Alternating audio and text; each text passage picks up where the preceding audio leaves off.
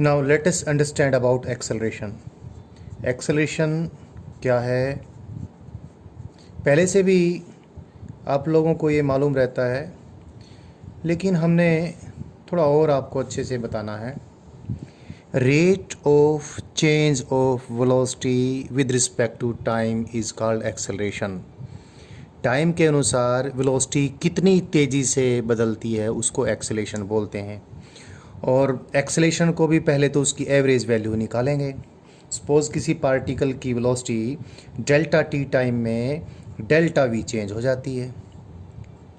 Delta T time में velocity में इतना परिवर्तन हुआ, तो इसको मैं डेल्टा टी से डिवाइड कर दूं, तो ये क्या आ गया?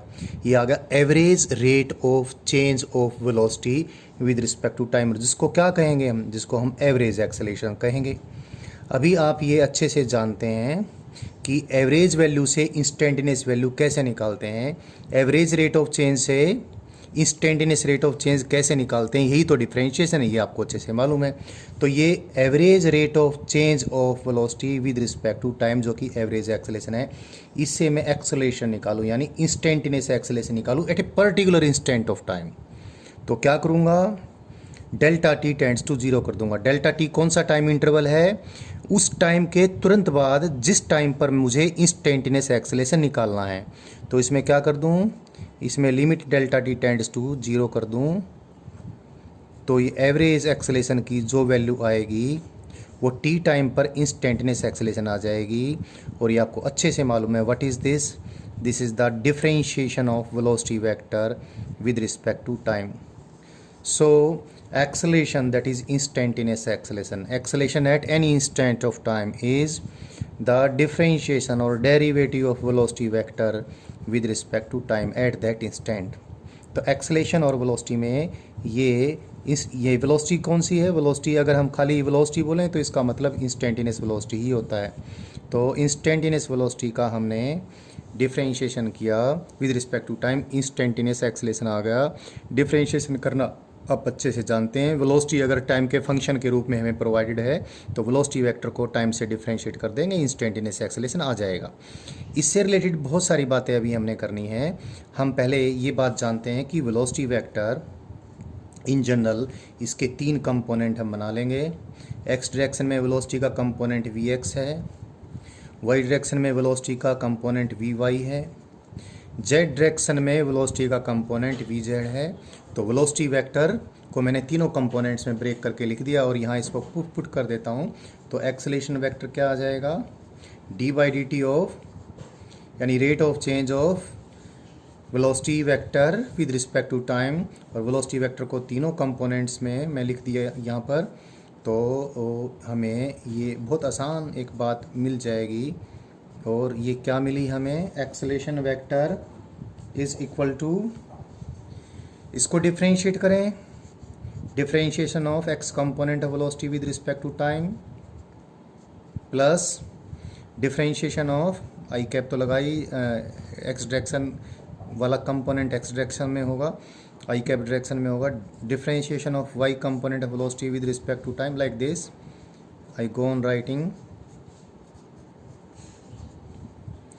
नाउ एक्सेलरेशन वेक्टर के अगर मैं तीनों कंपोनेंट बनाता हूँ, तीनों कार्टेशियन कंपोनेंट जिसके बनाता हूँ, तो acceleration vector is equal to a x i cap.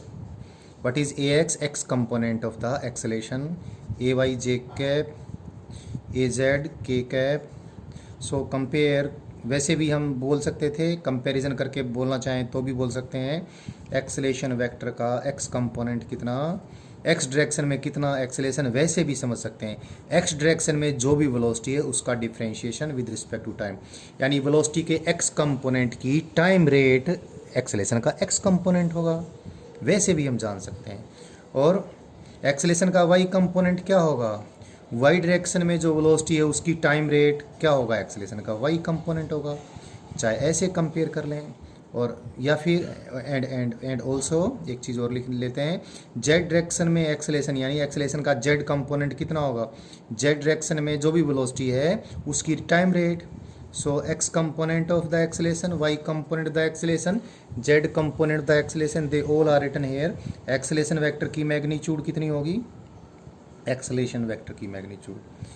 किसी वेक्टर के अगर रेक्टेंगुलर कंपोनेंट्स मालूम हैं तो उस वेक्टर की मैग्नीट्यूड कितनी होती है, सभी रेक्टेंगुलर कंपोनेंट्स का स्क्वेयर करके ऐड कर दें और फिर स्क्वेयर रूट ले लें। एक्सेलेरेशन के एक्स कंपोनेंट का स्क्वेयर प्लस एक्सेलेरेशन के वाई कंपोनेंट का स्क्वेयर प्लस एक्सेलेरेशन के जेड कंपोनेंट का स्क्वेयर, सारे का स्क्वेयर रूट।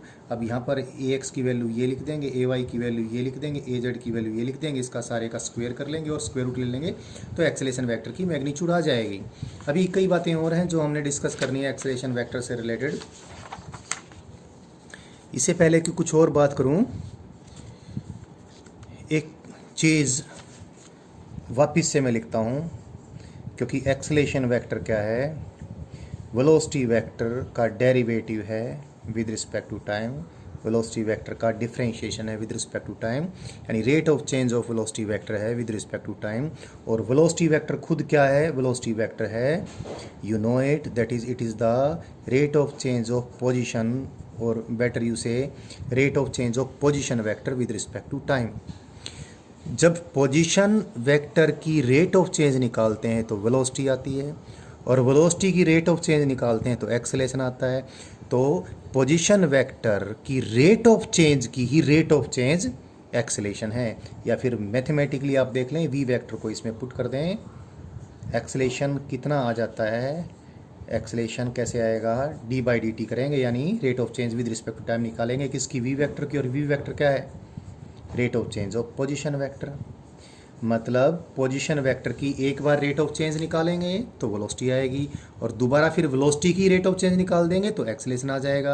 यानी पोजीशन वेक्टर को टाइम से हमने 2 बार डिफ्रेंशिएट करना पड़ेगा। ऐसे डिफ्रेंशिएशन को सेकंड डेरिवेटिव बोल देते हैं या सेकंड ऑर्डर डिफ्रेंशिएशन बोल देंगे। यानी पोजीशन वेक्टर को 2 बार डिफ्रेंशिएट करेंगे, एक बार डिफ्रेंशिएट करेंगे वेलोसिटी वेक्टर आएगा, दोबारा डिफ्रेंशिएट करेंगे एक्सेलेरेशन वेक्टर आ जाएगा। ये चीज़ भी हमें मालूम होनी चाहिए। एक्सेलेरेशन वेक्टर को मैं एक बार फिर से लिख देता हूँ, क्योंकि पोजीशन वेक्टर यहाँ पर पुट कर दूँ चाहे D square by d T square, इसको क्या पढ़ते हैं, इसको पढ़ते हैं D square by d T square. 3 बार भी डिफ्रेंशिएशन हो सकता है किसी का, 4 बार भी हो सकता है, 5 बार भी हो सकता है अगर ज़रूरत है तो। हमें अभी 2 डिफ्रेंशिएशन की ज़रूरत है, हमने उसी की बात की है। एक्सेलेरेशन वेक्टर कैसे निकालेंगे, पोजीशन वेक्टर को टाइम से 2 बार डिफ्रेंशिएट करके। अगर position vector as a function of time दे रखा है तो डायरेक्ट पोजीशन वेक्टर को टाइम से 2 बार डिफ्रेंशिएट कर भी एक्सेलेरेशन वेक्टर निकाल सकते हो। यदि वेलोसिटी वेक्टर दे रखा है तो डायरेक्ट वेलोसिटी वेक्टर को टाइम से डिफ्रेंशिएट करके एक्सेलेरेशन निकाल लो। इस प्रकार सारी एक जैसी बातें हैं, कोई इसमें अलग भेद नहीं है। एक बार मैं पोजीशन वेक्टर को वापस लिखता हूँ। What is position vector, it is x i cap, x coordinate position vector का एक्स कंपोनेंट होता है, पहले से आपको मालूम है। Y j cap, Y coordinate particle का, पार्टिकल जहाँ पर भी है उसका पोजीशन वेक्टर जो भी है, जिस जगह पर पार्टिकल है उस जगह पर जो पार्टिकल का वाई कोऑर्डिनेट होगा वो पोजीशन वेक्टर का वाई कंपोनेंट होगा। जेड के कैप, डिफ्रेंशिएट करें, a vector is second derivative of x coordinate into I cap, second derivative of y coordinate into j cap, second derivative of z coordinate into k cap. So what is this? This is x component of the acceleration, x component of the acceleration जिसको हमने dvx by dt भी लिखा है। चाहे velocity के x component को differentiate करके acceleration का x कंपोनेंट निकाल लें, या फिर x कोऑर्डिनेट जो कि टाइम डिपेंडेंट होगा उसको टाइम से 2 बार डिफ्रेंशिएट करें तो भी हमें एक्सेलेरेशन का x कंपोनेंट आ जाएगा। इसी प्रकार से हम एक्सेलेरेशन के बाकी सब कंपोनेंट लिख सकते हैं। एक्सेलेरेशन का y कंपोनेंट कैसे निकल जाएगा, चाहे तो वेलोसिटी वेक्टर के y कंपोनेंट को टाइम से डिफ्रेंशिएट कर दें, या फिर ये देख लें क्या, वाई कोऑर्डिनेट जो कि टाइम का एक फंक्शन है, वाई कोऑर्डिनेट को विद रिस्पेक्ट टू टाइम 2 बार डिफ्रेंशिएट कर दें, एक्सेलेरेशन वेक्टर का वाई कंपोनेंट आ जाएगा।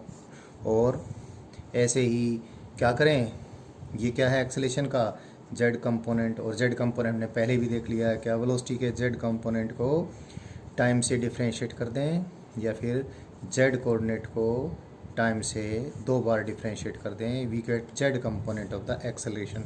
सो एक्सेलेरेशन वेक्टर को हमने अभी समझ लिया है काफ़ी, अभी और भी कुछ चीज़ें बाकी हैं, वो भी मैं अभी आपको बता रहा हूँ। मैंने आपको बार बार कुछ सावधानियों के बारे में बताया है, चाहे वेलोसिटी से रिलेटेड सावधानी हो, चाहे डिस्प्लेसमेंट से रिलेटेड हो। अब एक सावधानी और भी है, और ये बहुत गजब सावधानी है। एक्सेलेरेशन वेक्टर जो कि differentiation of velocity vector with respect to time है।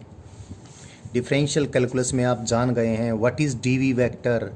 DV vector is the infinitely small change in velocity vector in an infinitely small time dt। लेकिन निकालते हैं इस रेशियो को कैसे? इस रेट को डायरेक्टली नहीं, डायरेक्टली 0 0 पुट करके नहीं, डिफरेंशिएशन के रूल से। तो ये जो एक्सेलेरेशन वेक्टर है, वेलोसिटी वेक्टर का डिफरेंशिएशन, कई बार हमसे गलती क्या हो जाती है कि एक्सेलेरेशन वेक्टर की मैग्नीट्यूड को, जिसको चाहे ऐसे लिख दें या सिंपली हम ऐसे लिख दें, और गलती ये हो जाती है कि इसको हम dv/dt लिख देते हैं, और ये बहुत बड़ी गलती है। एक्सेलेरेशन वेक्टर की मैग्नीट्यूड dv/dt नहीं है, v तो v वेक्टर की मैग्नीट्यूड है, इंस्टेंटेनियस स्पीड है। तो dv/dt तो rate of change of speed है। What is this? दिस चीज is rate of change of speed. अगर आप एक्सेलेरेशन वेक्टर को की मैग्नीट्यूड को ऐसे लिख देते हो, तो इसका मतलब एक्सेलरेशन तो rate of change of speed हो गया जी। यानी अगर ऐसी कोई सिचुएशन है जिसमें स्पीड चेंज ही नहीं होती, तो उस सिचुएशन में तो आप एक्सेलरेशन वेक्टर की मैग्नीट्यूड को 0 कहेंगे। सबसे बढ़िया एग्जांपल इन बहुत सारे केसेस में यूनिफॉर्म सर्कुलर मोशन का है। आपको एक क्लियर करना बहुत ज़रूरी है।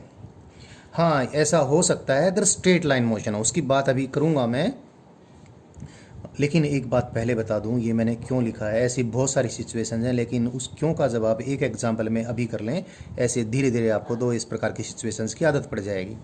यूनिफॉर्म सर्कुलर मोशन का मतलब है कोई पार्टिकल सर्कल में घूमे, और सर्कल में घूमते हुए बंदे की, यानी बंदा यहाँ पर पार्टिकल है, बंदे की स्पीड चेंज ही ना हो, स्पीड लगातार कांस्टेंट हो। v स्पीड यहाँ पर है जी, v स्पीड यहाँ है, v स्पीड यहाँ है, पार्टिकल ऐसे घूम रहा है, सब जगह बंदे की स्पीड v है।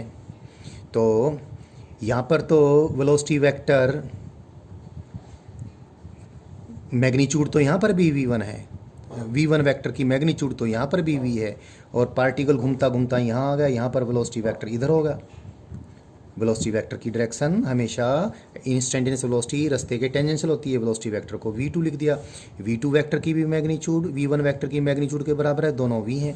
तो जब पार्टिकल यहाँ से यहाँ तक आता है, इसने इतना एंगल ट्रैवल कर लिया जब, तो आप देखें पार्टिकल की स्पीड में तो कोनो चेंज ना ही, यानी dv/dt तो 0 है जनाब इसमें। लेकिन एक्सेलरेशन तो ज़बरदस्त है, क्योंकि वेलोसिटी चेंज हो रही है। वेक्टर चेंज होने के लिए उसके डायरेक्शन में चेंज कर दें तो भी वेक्टर चेंज होता है, मैग्नीट्यूड में चेंज करें तो भी चेंज होता है, और दोनों ही चेंज करें फिर तो चेंज होता ही होता है।